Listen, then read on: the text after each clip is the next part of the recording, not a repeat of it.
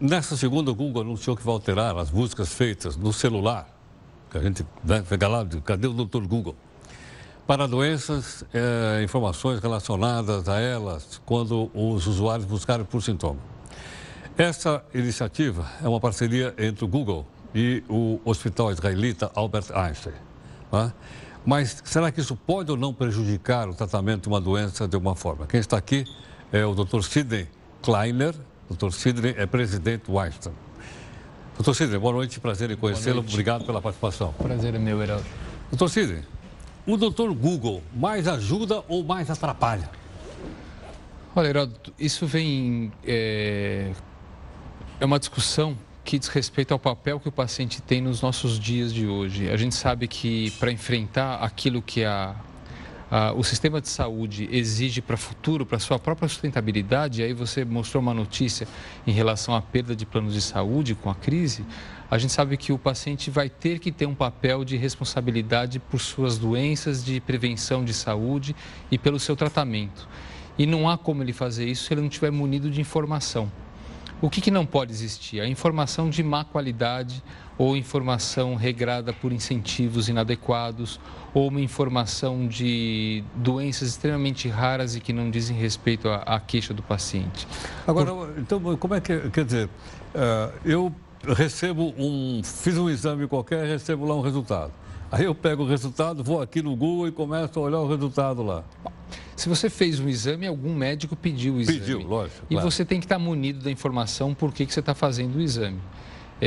Essa parceria nossa começou há 1 ano e meio com o Google, em que o paciente procura a sua doença no Google e a informação que ele recebe não é de um site, mas sim um card onde informações corretas e suficientes para ele entender a sua saúde, o sintoma, que médico ele deve procurar, elas são escritas antes da obtenção dos sites. E com isso ele pode ter uma informação adequada para que serve o exame, que tipo de médico ele vai procurar. No meu modo de ver e o modo mais moderno... Ele não vai fazer uma automedicação, não vai fazer uma automedicação porque... Bom, eu tenho isso e tal, vou lá na farmácia e compro o medicamento. Primeiro que a informação correta e a informação que o Google provê com a nossa chancela não prevê que nome de medicação. Ele fala, por exemplo, que no caso de uma pneumonia ele vai ter que fazer uso de antibióticos. Antibiótico precisa de receita e antibiótico indicado para aquela situação precisa do médico. Então, a automedicação, ela também é um motivo de preocupação nossa e ela é evitada com base na informação que a gente disponibiliza. Mas esse paciente que vem ao consultório já munido da informação, ele contribui e muito para a consulta médica. Mas não há conflito entre aquilo que está publicado aqui e o diagnóstico feito pelo médico? Não há se a informação for a correta. E essa talvez seja o benefício de uma parceria de um hospital como o nosso e o Google, porque a gente consegue chancelar e oferecer para esse usuário que busca informação aquilo que é correto.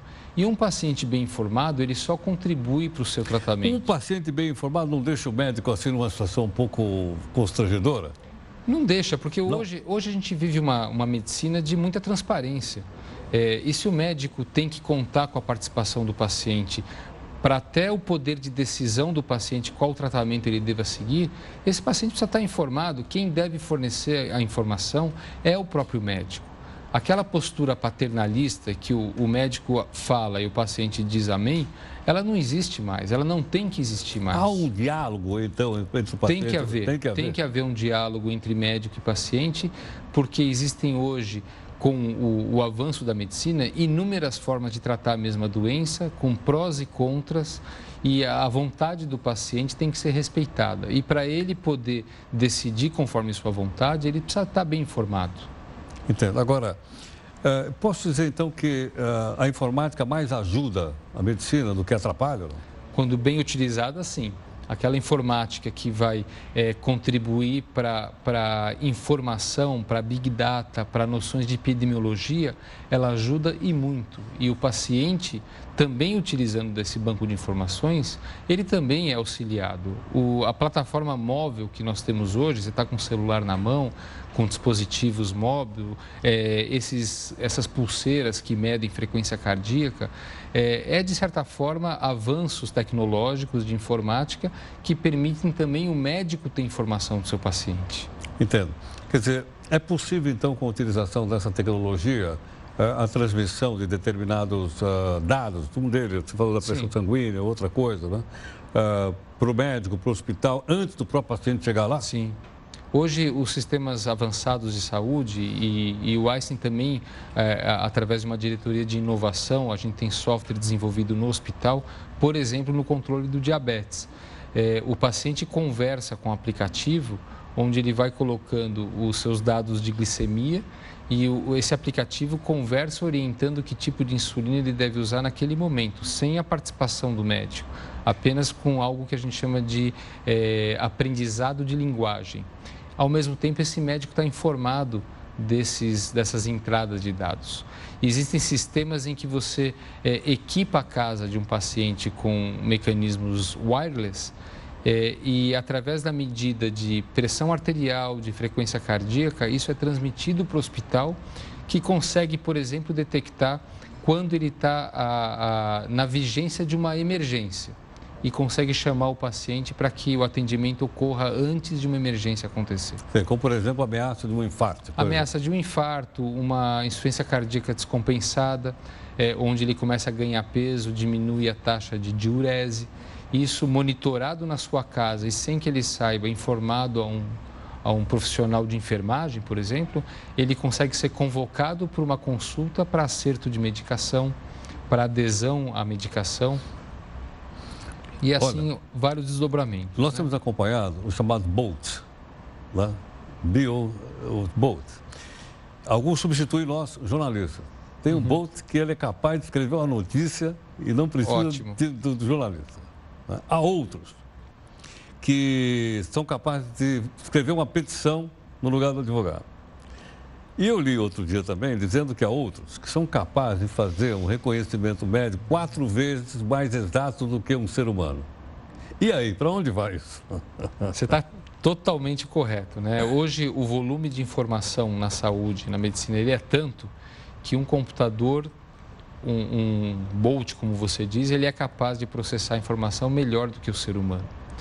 Existem profissões que a gente prevê que no futuro não vão existir mais. Por exemplo, olha para mim, né? Especialidades médicas. Ah, bom, não pensei que era jornalista. Hoje, por exemplo, existem desenvolvidos, até no próprio Einstein, softwares de imagem que reconhecem e, através do incremento de informação que você vai jogando no sistema, que tipos de resultado de tomografia de tórax a gente tem. E conforme uma radiologia, uma tomografia de tórax é feita, esse banco de memória consegue fazer um diagnóstico com base naquilo que já foi feito. Existe da mesma forma uma iniciativa de uma empresa de software mundial que criou uma plataforma em que você joga informação a respeito de determinados tipos de câncer. Por exemplo, câncer de mama você tem 60 tipos. E conforme cada tipo, com a informação de cada centro de tratamento oncológico, consegue determinar que tipo de tratamento esse paciente deve receber, conforme faixa etária, conforme biologia molecular, sem precisar de um especialista, porque isso vai estar numa central de informação.